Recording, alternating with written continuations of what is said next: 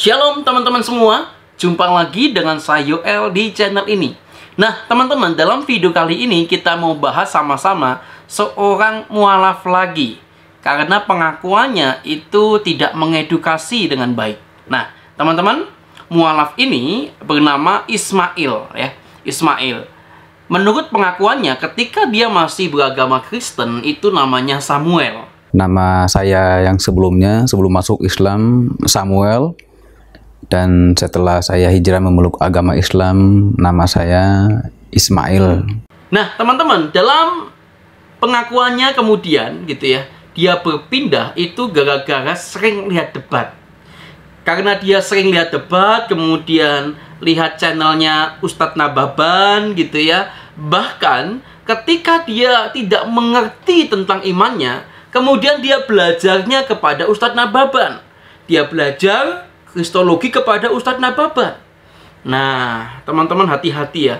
Kalau teman-teman sering lihat debat, kemudian tanyanya kepada orang yang tidak tepat, maka bisa saja teman-teman akan tersesat. Nah, yuk sama-sama perhatikan pengakuan daripada mualaf satu ini. Memotivasi saya masuk agama Islam, sebenarnya awalnya ini saya terinspirasi dari debat-debat terkait Kristologi dan Islam, atau debat Islam dan Kristen di videonya Ustadz Nababan. Jadi saya mengambil kesimpulan, saya kontak Ustadz Nababan, saya kontak beliau, saya janjian datang ke pondok, ketemu, ngobrol-ngobrol. Hari berikutnya, berapa minggu kemudian, saya datang ke sini lagi mengikuti pelajaran Kristologi dengan beliau.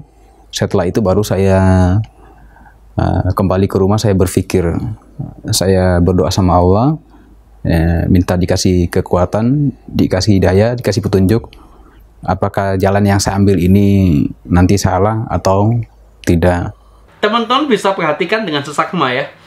Awalnya lihat debat, kemudian dia nonton channel-channel Ustadz Nababan, kemudian dia belajar kepada Ustadz Nababan tentang Kristologi. Ya. Teman-teman, ini adalah salah satu contoh yang tidak tepat. Kalau teman-teman tidak mengerti tentang pengajaran iman kita, tentang Kristologi maupun tentang pengajaran-pengajaran lainnya, maka saya menyarankan teman-teman untuk belajar kepada para pendeta kalian, para hamba Tuhan, para pengajar yang ada di gereja kalian. Bukannya malah cari guru lain untuk mengajarimu. Nah, teman-teman yang dikasihi dan mengasihi Tuhan, saya berharap kalian semua, tatkala teman-teman itu menemukan hal-hal yang tidak ngerti di dalam seperjalanan engkau bertumbuh di dalam Tuhan, maka engkau butuh orang yang harus memantau engkau. Engkau butuh pribadi atau teman atau sahabat, bahkan pendeta yang mungkin mengajak engkau untuk belajar bareng tentang firman Tuhan.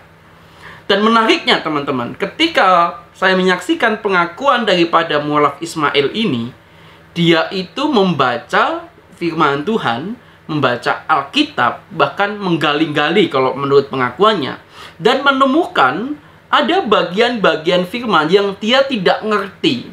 Dan itu dia anggapnya tidak sinkron begitu, tidak sinkron, tidak sama. Maka hal itu menyebabkan itu tidak sesuai dengan hatinya, sehingga ia memutuskan untuk menjadi mualaf. Coba kita lihat sama-sama.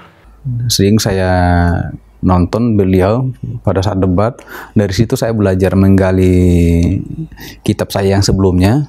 Saya tidak belajar kitab Islam, tapi saya belajar, saya menggali di mana sih letak ini kekeliruan kitab saya yang sebelumnya, agama saya sebelumnya. Saya pelajari ayat demi ayat. Di situ saya temukan beberapa ketidaksinkronan ataupun yang tidak sesuai dengan hati saya. Saya gali-gali terkait dengan di Injil, kisah para rasul itu, kisah para rasul 26 kalau tidak salah. Teman-teman coba perhatikan ya, dengarkannya tadi baik-baik. Kalau teman-teman kurang puas mendengarkannya, tolong diputar lagi. Dengerin dengan baik. Nah, ketika si mualaf ini gitu ya belajar dari YouTube debat-debat, kemudian dia menggali ayat demi ayat katanya, menemukan tidak sinkron ya, tidak sama catatan Alkitabnya.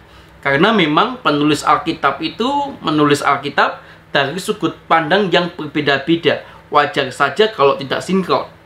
Namun, menurut pengakuan daripada mualaf Ismail ini, hal itulah yang tidak tepat dengan hatinya. Ini gawat, teman-teman. Kalau teman-teman menghadapi hal serupa, hati-hati. Jangan sampai kamu menjadi seperti mualaf satu ini, teman-teman. Kalau menemukan sesuatu yang tidak engkau mengerti, tanyalah kepada orang yang tepat. Kok menilai sesuatu dari hati itu susah, teman-teman. Repot gitu ya. Karena firman Tuhan itu berbicara tentang kebenaran. Nah, kalau dia mengungkapkan kebenaran dan itu tidak sesuai dengan hatimu, terus yang suruh berubah siapa? Firmannya, Alkitabnya. Wah, ini ya sesuai dengan hatiku, ini ganti gitu. Kan enggak. Kalau firman Tuhan itu sudah dibacakan dan tidak sesuai dengan hatimu, maka yang perlu dikoreksi adalah hatimu, bukan firmannya. Ingat baik-baik ya teman-teman ya. Contoh Bapak Ismail ini adalah contoh yang sangat miris menurut saya.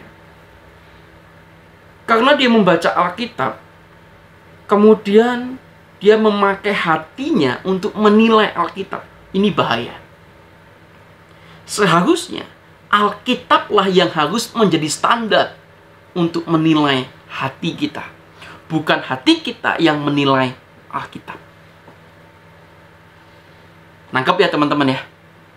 Jadi saya berharap teman-teman semua dimanapun kalian berada, teman-teman harus membaca Alkitab dengan baik, dengan tekun.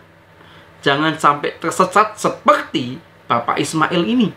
Dia mengatakan di Injil Kisah Para Rasul. Sejak kapan Kisah Para Rasul itu termasuk golongan Injil? Ini jelas-jelas Bapak Ismail atau mualaf Ismail ini ngawurnya kebangetan. Saya tahu ada Kisah Para Rasul, tapi Kisah Para Rasul itu bukan termasuk Injil. Injil itu cuma ada 4. Injil Matius, Markus, Lukas, Yohanes, stop. Tidak ada Kisah Para Rasul dan selanjutnya. Oke ya teman-teman. Inilah yang saya katakan, Bapak Ismail ini tidak berpengetahuan, kemudian dia mengaku sebagai mualaf, dan ternyata memang kesaksiannya penuh dengan kebohongan. Oke. Tahu ya teman-teman ya?